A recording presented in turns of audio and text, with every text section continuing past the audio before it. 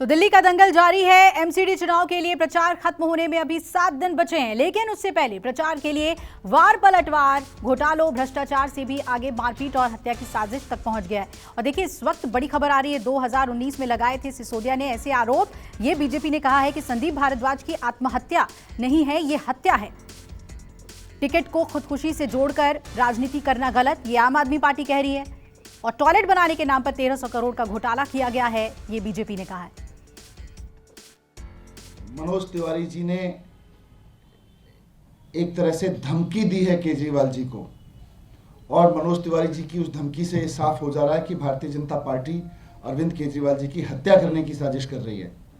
जिस तरह से कल मनोज तिवारी जी ने जिस भाषा में बात की है, वह पूरी तरह से खुली धमकी है कि षड्यंत्रों में अरविंद केजरीवाल जी को फंसाने में नाकामयाब भाजपा तरह तरह की गाली गलौज, तरह तरह के आरोपों, तरह तरह के झूठ में उनको बदनाम करने की कोशिशों में नाकाम हुई भाजपा अब हत्या की कोशिशों पर उतर आई है।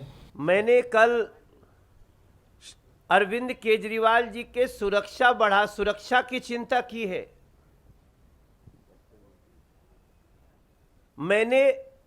मैं तो उनको चाहता हूं कि वो सुरक्षित रहे। जिस प्रकार से उनके विधायक पिट रहे हैं, जिस प्रकार से उनका एक कार्यकर्ता मौत के मुंह में समा गया है, ये सारी स्थितियां बड़ी चिंताजनक हैं।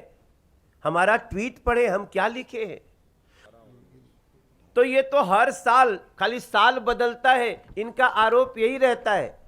बहुत दुखद है। संदीप जी मेरे भी करीबी थे और ट्रेड विंग में काफ़ी अहम भूमिका निभाते थे, लेकिन इस तरह से टिकट से नहीं जोड़ सकते इसको, ये गलत कर रहे हैं।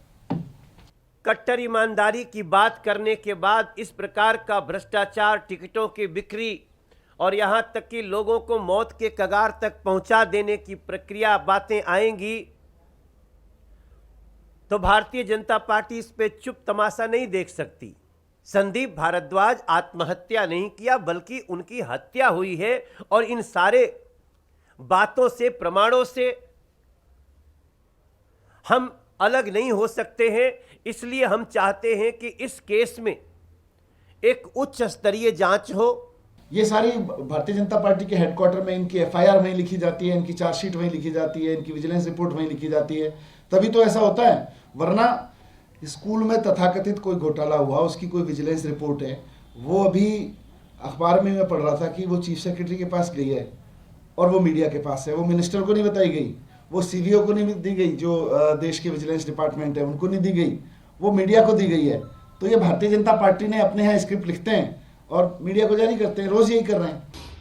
जिस प्रकार से जो रिपोर्ट सामने आई है विजिलेंस डिपार्टमेंट की, उसमें साफ लिखा है कि बहुत बड़ा घोटाला हुआ है और घोटाले की जो वैल्यू उन्होंने एस्टिमेट की है वो लगभग 1300 करोड़ रुपए की है। लेकिन असली किंगपिन जो है वो अरविंद केजरीवाल, मनीष सिसोदिया और सत्येंद्र जैन है।